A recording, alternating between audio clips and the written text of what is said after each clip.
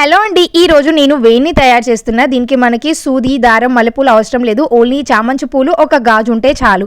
గాజు ఏంటి అనుకుంటున్నారా? ఇది మనకి నార్మల్గా డైలీ వేసుకునే గ్లాస్ బ్యాంగిల్ కాదు, అల్యూమినియం ఉంటాయి కదా చిన్న పిల్లలు వేసుకునే కలర్స్వి అదనమాట.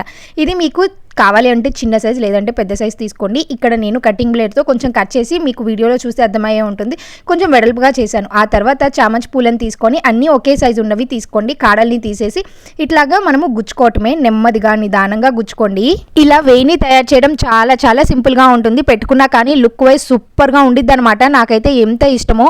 లాస్ట్లో కొంచెం గ్యాప్ ఉంచుకొని నేను చూపించినట్లుగా ఇట్లాగా లైట్గా బెండ్ చేయండి. బెండ్ చేసాము అంటే మనకి హెయిర్లో ఈజీగా సెట్ అయిపోతుంది. ఒకసారి నేను పెట్టుకొని కూడా చూపిస్తాను. ఇట్లాగా పెట్టేసుకొని హెయిర్ని కొంచెం సెట్ చేస్తే సరిపోతుంది. మీరు 2 కలర్స్లో చేసుకొని ఇట్లాగా నేను రిఫరెన్స్ పిక్ పెట్టాను, అలా కూడా తయారు చేసుకోవచ్చు మీకు నచ్చితే. చాలా బాగుంది కదా, చిన్న పిల్లలకి ఇది చాలా బాగా ఉపయోగపడుతుంది. ఈ వీడియో నచ్చితే తప్పకుండా లైక్ చేసి షేర్ చేయండి.